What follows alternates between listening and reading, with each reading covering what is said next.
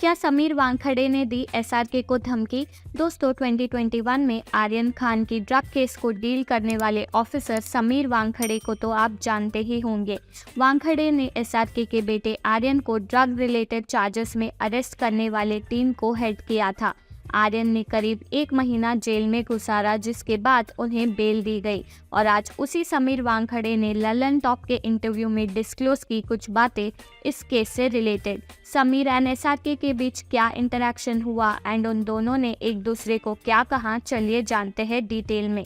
Indian revenue officer Sameer Wankhede currently scanner के under है क्योंकि उन पे चार्जेस लगी है कि उन्होंने एसआरके से पैसे लिए हैं। इंटरव्यू के दौरान समीर ने बताया कि वो एसआरके की फेम से वाकिफ नहीं थे और इस केस एंड इसके रिजल्ट को वो रिग्रेट नहीं करते एंड अगर उन्हें दोबारा मौका दिया जाए तो वो इस केस को दोबारा उसी तरह हैंडल करेंगे जैसा उन्होंने पहले किया था। और जब उनसे इस स्टेटमेंट के बाद पूछा गया कि क्या ये एसआरके को वार्निंग थी, तो उन्होंने कहा, नहीं, मैं एक मामूली सा आदमी हूँ, मैं कौन होता हूँ। जिस शख्स की आप बात कर रहे हैं, मैं तो उनकी पिक्चरें भी नहीं देखता।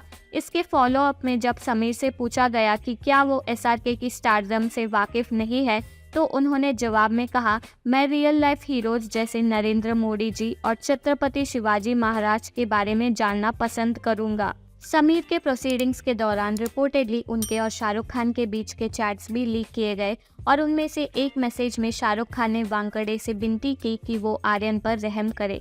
आई beg of you as a father, please don't let him be in jail, he will break as a human being, लिखा था शाहरुख खान ने। और इसको एड्रेस करते हुए समीर ने कहा कि जब भी किसी के माँ बाप ऐसे रीच आउट करते हैं तो उन्हें भी दुख तो होता है, लेकिन वो भी चाहते हैं कि कंज्यूमर्स रिहैब जाए। उनके और शाहरुख खान के इंटरैक्शंस के बारे में जब उनसे पूछा गया और कहा कि उन्होंने और चैट्स एनसीबी के हायर ऑफिशियल्स को क्यों नहीं दिखाई, तो समीर ने इसके बारे में बात करने से मना कर दिया और कहा कि उन्होंने सारे सबूत कोर्ट में जमा कर दिए हैं। आर्यन को तो 2022 में क्लीन चिट दे दिया गया था, लेकिन वानखेड़े का टेन्योर आर्यन के केस के कुछ समय बाद एनसीबी के साथ एंड हो गया।